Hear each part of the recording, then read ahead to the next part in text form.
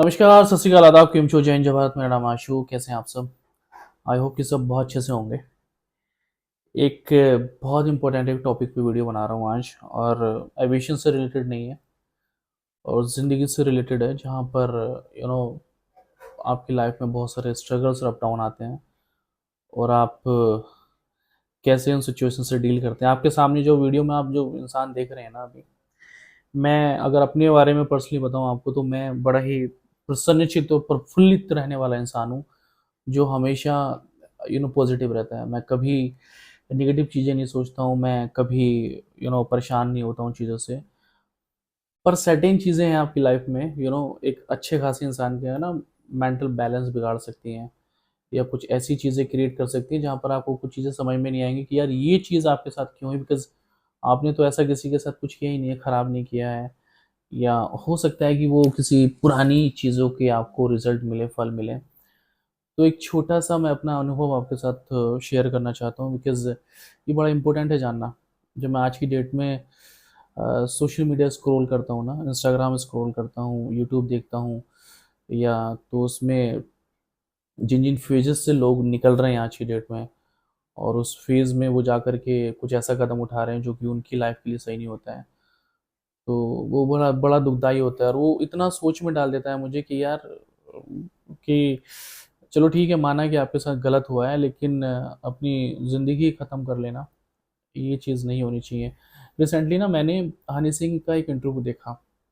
हनी सिंह बड़े famous wrapper हैं यार, कौन नहीं जानता, भारत में ऑल ओवर वर्ल्ड में उनकी फ़ैन फ़ॉलोइंग है। उस बंदे के गाने मैं सुनता नहीं था पहले, मुझे ज़्यादा समझ नहीं आते थे। पर जब मैंने वो इंटरव्यू देखा, ललन टॉप पे आया था उनका इंटरव्यू, और मैं कंटिन्यूअस उसको देखता रहा। उस इंटरव्यू से मुझे इतनी सारी चीज़ें उनकी सीखने को मिली कि बंदा एक ऐसी स्टेज में चला गया था, डिप्रेशन की स्टेज में, जहाँ पर 6-7 साल कोई काम नहीं किया, अपने परिवार से दूर हो गया, वाइफ से दूर हो गया, अपनी बहन से दूर हो गया, माँ बाप से दूर हो गया, और ड्रग्स में पड़ गया, और इन सब चक्करों में पड़ के फिर भी भगवान की शरण में, आखिर में भोलेनाथ की शरण में आया, और वहाँ से इंसान दोबारा से उसने खुद को उठाया, और एक दोबारा रिसेंटली अभी गाना उन्होंने लॉन्च किया है अपना, जो कि इस समय हिट चल रहा है, मिलियन में उसके सब्सक्राइबर, उसके व्यूवर्स हैं अभी। तो जब आप ऐसी फेज़ में आते हैं ना, जहाँ पर आपको लगता है कि लाइफ बड़े स्ट्रगल दे रही है, धक्के दे रही है, झटके दे रही है, तो बहुत कुछ सीखने को मिलेगा। मैं तो आपको रिकमेंड करूँगा कि हनी सिंह का आप इंटरव्यू देखना, कि कैसे कॉलेज में, स्कूल में साथ पढ़ने वाली वो लड़की जिससे उनकी मोहब्बत थी, शादी की थी उन्होंने, उसने उनसे उनका अलगाव हुआ, वो लोग अलग हुए। उसके बाद करियर में कैसे मुश्किलें आई।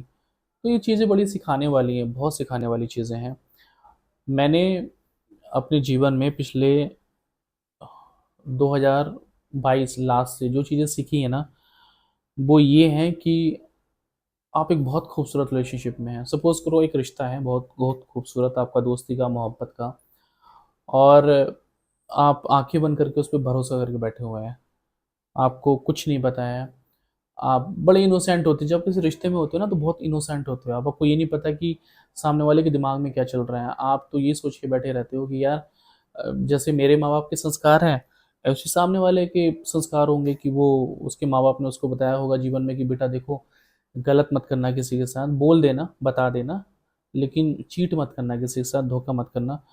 तो पिछले 2 साल से लगभग मेरे साथ तो 2022 के एंड में कुछ ऐसा हुआ था जिसने मेरा पूरा ना वजूद हिला दिया था।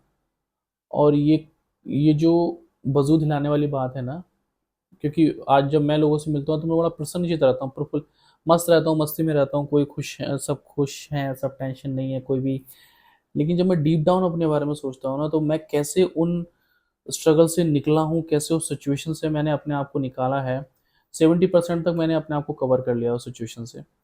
बट अभी भी 30% उसका एहसास मेरे अंदर है कि वो कितना पेनफुल रहा मेरे लिए, कि मैं एक ऐसी स्टेज में चला गया था जहाँ पर मैंने सेलिब्रेट करना ही बंद कर दिया था। मैं कोई फेस्टिवल सेलिब्रेट नहीं करता था। मैं कोई यू नो अगर मैं बर्थडे भी सेलिब्रेट कर रहा हूँ तो आई डोंट फील हैप्पी। मैं कुछ भी ऐसा सेलिब्रेट कर रहा हूँ तो मुझे ऐसा लगता था मैं क्यों कर रहा हूँ ये सब चीज़ें। मैं एक बहुत खूबसूरत रिलेशनशिप में था, बहुत खूबसूरत, और वो एक अच्छी इंसान थी मेरे साथ, जो थी लड़की, बहुत अच्छी इंसान थी वो। और उन्होंने अ, मुझे नहीं पता कि ऐसी क्या गलतियाँ हुई या क्या चीज़ें ऐसी हुई कि फाइनली एक खूबसूरत रिलेशनशिप को उन्होंने इस तरीके से तोड़ा कि मैं टूट के रह गया उसमें बुरी तरीके से। तो जब मैं टूटा, तो मुझे सँभलने का कहीं से रास्ता दिखाई नहीं दे रहा था। ये मैं अपनी कहानी खुद इसलिए बता रहा हूँ आपको, क्योंकि बहुत सारी सिचुएशन आपके सामने ऐसी आएँगी, जहाँ पर आपको लगेगा कि यार ये तो कहानी मेरी है, या मेरे साथ हो चुका है, या मेरे जीवन में ऐसा हो रहा है। क्योंकि मैं जब सोशल मीडिया में आज की डेट में देखता हूँ ना, ये सब चीज़ें आपकी बहुत ज़्यादा हावी रहती हैं, और जब किसी रिलेशनशिप का इस तरह टूटना होता है, तो बहुत पेनफुल होता है वो। तो मेरे साथ भी ऐसी चीज़ें हुई। वो शख्स जो थी दिल की बहुत अच्छी इंसान, बहुत सुलझी हुई, बहुत समझदार, और मैं आज भी बहुत इज़्ज़त करता हूँ उसकी, बहुत इज़्ज़त करता हूँ। इसलिए इज़्ज़त भी करता हूँ क्योंकि मैंने अपनी ज़िंदगी के 3 साल उनके साथ, 3 साल से ज़्यादा साल उनके साथ दिए थे अपने, और इसलिए भी इज़्ज़त करता हूँ क्योंकि वो एक महिला है, और मेरे मेरे पेरेंट्स ने मुझे सिखाया है कि भई किसी को इज़्ज़त कैसे दी जाती है, रिश्तों में सम्मान कैसे रखा जाता है। पर शायद उनको वो चीज़ें पसंद नहीं थी, या मुझे नहीं पता उनके दिमाग में क्या था ऐसा। मैं आज भी उनको लेकर के यही कहूँगा कि देखो, मैं जानता हूँ, समझता हूँ कि हर किसी की लाइफ में अलग-अलग सिचुएशन होती हैं, पर किसी को इतना भी मत पीड़ा दो ना, किसी को इतना भी मत सताओ कि उसके दिल से आह निकल जाए, और फिर वो भगवान के सामने जा कर के मत्था टेक करके उसकी आँखों से आँसू निकल जाए। तो मैं इन सब चीज़ों से निकल चुका हूँ। मुझ जैसा इंसान जो कि जिसको कभी ज़िंदगी में कोई टेंशन नहीं रही, उसको एक ऐसी सिचुएशन में उस शख्स ने डाल दिया था कि मैं वहाँ से निकलना मेरे लिए मुश्किल हो रहा था। मैं अपने आप से इतना ख़राब तरीके से डील कर रहा था, मुझे लग रहा था कि यार मैं कहाँ फँस गया हूँ। मुझे ऐसा लग रहा था जैसे ज़िंदगी अभी ख़त्म है यहाँ पे। बहुत सारी चीज़ें जो मैं अपनी माँ को भी नहीं बता पाया उस बीच में, बहुत सारी चीज़ें जो मैं अपनी बहन को भी नहीं बता पाया। ओ उन उन चीज़ों ने जो मुझे परेशान किया, एक एक्सट्रीम लेवल के मैं पेन में था, और वो पेन, उस पेन ने मुझे बहुत कुछ सिखाया। मुझे ऐसा लगता है कि आपके जीवन में ना आपका एक बार दिल टूटना बड़ा ज़रूरी है। जब तक आपका एक बार दिल नहीं टूटेगा ना, चाहे मोहब्बत की वजह से हो, दोस्ती की वजह से हो, यारी की वजह से हो, किसी ख़ास रिश्ते की वजह से हो, जब तक आपका दिल नहीं टूटेगा, वो स्ट्रॉन्गनेस आपके अंदर नहीं आएगी। मुझे तो ऐसा लगता है, जो मेरे साथ हुआ है, जो मैंने फ़ील किया, कि दिल टूटना बड़ा ज़रूरी है। दिल टूटने के बाद आपको एहसास होता है चीज़ों का, दिल टूटने के बाद आपको समझ में आती है कि ज़िंदगी एक्चुअल में क्या है, लाइफ़ क्या है एक्चुअल में। आप लोगों को पहचानने लगते हो, आप ज़िंदगी को एक बेहतर नज़रिए से देखने लगते हो। आपको लगने लगता है कि यार एक्चुअल में जीवन की सच्चाई ये है। एक बात और मैं कहूँगा कि अगर कभी किसी ने कुछ जीवन में आपके साथ गलत कर भी दिया है, तो रिग्रेट रिग्रेट तो चलो छोड़ो, लेकिन रिग्रेट नहीं, सही वर्ड है, रिवेंज मत लेना कभी, बदला मत लेना, है ना? क्योंकि कभी आप उनके साथ थे, और आपकी बहुत खूबसूरत यादें उनके साथ जुड़ी हुई हैं, और गलती हो गई है, उन्होंने जो भी कदम उठाया, गलत, सही, उनके नज़रिए से सही होगा, मेरे नज़रिए से वो गलत था। पर मैं ये कहूँगा कि रिवेंज मत लेना, रिवेंज लेने में कोई हार जाता है यार। आप कोई कैसे किसी इंसान से ऐसे से रिवेंज ले सकता है जिससे उन्होंने कभी रिलेशनशिप में थे, मोहब्बत में थे, दोस्ती में थे। तो रिवेंज लेने की कोशिश मत करना, और सब कुछ छोड़ देना। मुझे लगता है कि किसी को जाने देने का नाम ही मोहब्बत है। एक्चुअल में उस रिश्ते की खूबसूरती बनी रहती है। उस रिश्ते में ना एक इज़्ज़त बनी रहती है, क्योंकि वो शख्स भी सामने वाला जानता है कि यार देखो, मैं अगर चाहता मैं अगर चाहता तो मैं उसकी ज़िंदगी ऐसी चुटकियों में खेल सकता था उसके साथ, या अगर मैं चाहता तो मैं कुछ भी कर सकता था। लेकिन ये मेरे संस्कार हैं, और ये संस्कार होने भी चाहिए। ये संस्कार होने चाहिए कि आप उस रिश्ते की मर्यादा को बना के रखो। आप उस मैं आज तक मैं आज तक उसका नाम नहीं लेता हूँ कहीं, कहीं नहीं लेता हूँ। मैंने अपनी 2 सालों में कहीं नाम नहीं लिया कि उस लड़की ने मेरे साथ ऐसा किया है, ऐसे किया है, या उस इंसान ने मेरे साथ ऐसा किया, उसने मुझे किसी को विश्वास दिलाया, मुझे विश्वास दिलाया, फिर मुझे धोखा दिया। मैं कभी नहीं लेता नाम, क्योंकि मैं जानता हूँ कि जब कोई इंसान आपको एक समझदार इंसान जब कोई आपको गलत करता है ना आपके साथ, तो उसे बाद में जब इस चीज़ का एहसास होता है कि यार मैंने उस सामने वाले शख्स से को कितना गलत किया या कितना हर्ट किया, मैंने कितना पेन किया, तो खुद ही वो ऑलरेडी वो इतने रिग्रेट में रहता है बंदा, और फिर उसके सामने मैं उसकी ज़िंदगी में और अड़चनें पैदा कर दूँ, ये मेरा स्टाइल नहीं है यार, ये मेरा स्टाइल नहीं है, और ना ही मैं कभी कर सकता हूँ। तो मैं यही कहूँगा भी आप लोगों से, चीज़ें पास में जो हो गई हैं उन्हें सबको ईश्वर के ऊपर छोड़ दो। ईश्वर ने बहुत सारी चीज़ें आपके लिए प्लान कर रखी हैं। किसी ने कुछ गलत कर दिया आपके साथ, बदला उनसे मत लो, उसको बस जाने दो। किसी को जाने देना, किसी को छोड़ दो। किसी को ज़्यादा पकड़ के मत रखो, पकड़ने में ही नुकसान है। जब आप चीज़ों को पकड़ के रखते हो ना, होल्ड करके रखते हो, तो उसमें वो चीज़ें ठीक नहीं हो पाती हैं। और जो किस्मत में है भोलेनाथ आपको दे ही देंगे। हाँ, पर इस बात का अफ़सोस हमेशा रहता है कि जिसके साथ सपने देखे थे ज़िंदगी भर के, वो इस तरह से चीज़ें करेगा साथ में, इस चीज़ का एहसास नहीं था कभी। सच बोल दो, सच बोल के चीज़ों को ख़त्म कर दो। किसी को झूठ में मत रखो, छलावे में मत रखो। और मैं तो आज की डेट में ऐसा हो गया हूँ कि मैं जब रिश्तों के बारे में कोई मुझसे आज की डेट में बात करता है, तो मैं हाथ जोड़ लेता हूँ उसके आगे, मैंने भाई मुझे माफ़ करो, मैं हो गया मेरा डन, आई एम डन। रिश्तों को लेके मेरा डन हो गया है अभी। इस एज में मैं रिश्तों को लेकर के समझ चुका हूँ चीज़ें कि एक भ्रम की स्थिति है।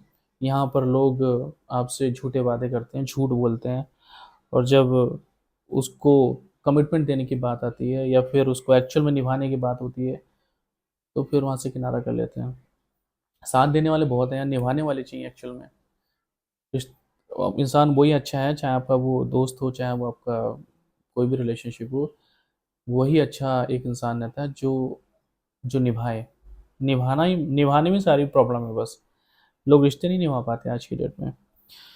सो एक चीज़ और, हाँ, इन सब चीज़ों के ना, अ, ये चीज़ें मेरे दिमाग में घूम रही हैं अभी। मेरे दिमाग में वो सारी चीज़ें अभी घूम रही हैं जो मेरे साथ हुई हैं। वो वो सब चीज़ें यार, मैं अभी भी सोच रहा हूँ कि कोई कैसे किसी के साथ इतना बुरा कर सकता है। यार छोड़ो, जाने दो, भगवान भला करे उसका। खुश रहो। मैं जानता हूँ कि तुम मुझे देखती हो, मैं जानता हूँ कि तुम मुझे देखती हो, पर मैं तुमसे ये कहना चाहूँगा कि मेरे दिल में वही इज़्ज़त और प्यार है आज भी तुम्हारे लिए, वही रिस्पेक्ट है तुम्हारी जो कभी थी, और वो हमेशा रहेगी, वो हमेशा रहेगी। और मैं दिल से चाहता हूँ कि तुम खुश रहो। तुम जो सपने देख कर के गई हो, जो भी तुमने सपने देखे हैं अपने भविष्य को लेकर, वो सारे सपने तुम्हारे पूरे हों। ईश्वर से मैं प्रार्थना करूँगा तुम्हारे लिए ऐसी कि तुम जहाँ भी रहो, जिस हाल में भी रहो, जो चीज़ें मैं तुम्हारे लिए कभी नहीं कर पाया, वो चीज़ें तुम्हें मिलें, सारी खुशियाँ तुम्हें मिलें, सारी खुशियाँ मिलें। और हाँ, कुछ मूवीज़ हैं जो कि दोबारा रिलीज़ हो रही हैं यार। रहना है तेरे दिल में दोबारा रिलीज़ हुई है। वीर ज़ारा दोबारा रिलीज़ हो रही है। रिसेंटली मैंने एक मूवी देखी थी, रॉक स्टार, जो कि दोबारा रिलीज़ हुई थी। और एक ट्रेंड से चल पड़ा, बॉलीवुड में जितनी भी कल्ट मूवी हैं वो दोबारा रिलीज़ हो रही हैं। महेंद्र सिंह धोनी, अ, उसकी सुशांत सिंह राजपूत वाली एमएसडी में देख के आया था। रॉक स्टार मैंने अभी देखी। रिसेंटली मैं एक मूवी देख के आया जिसका नाम था अ, स्त्री पार्ट 2, अपने भाई के साथ, अभिषेक के साथ। और वीर ज़ारा 13 सितंबर को आ रही है। Veer Zaara one of my favourite movie, बहुत प्यारी मूवी है। अगर आप मोहब्बत में यकीन रखते हैं, जज्बात में यकीन रखते हैं, साहस को मानते हैं, तो वीर ज़ारा ज़रूर देखना। बड़े फैंटास्टिक मूवी वीर ज़ारा। सो ज़्यादा लंबी वीडियो हो गई, और ऐसी अ, थोड़ा पर्सनली सोच रहा था मैं कि कुछ बनाऊं ऐसी वीडियो, क्योंकि कोई कह सुनने वाला तो है नहीं, कोई सुनने वाला नहीं है। तो खुद ही बोल लो, खुद ही अपने जो फीलिंग्स है वो शेयर कर दो, खुद ही अपने एहसास जाहिर कर दो। कोई नहीं देखेगा, कम से कम मैं तो खुद देख ही सकूंगा कि मैंने आज के दिन पौने 9 बजे ऐसी कोई वीडियो बनाई थी। तो जब भी मैं ऐसी कोई वीडियो बनाता हूँ तो दिल हल्का होता है, सुकून मिलता है। खुश रहिए, आबाद रहिए। जय हिंद, जय भारत, वंदे मातरम।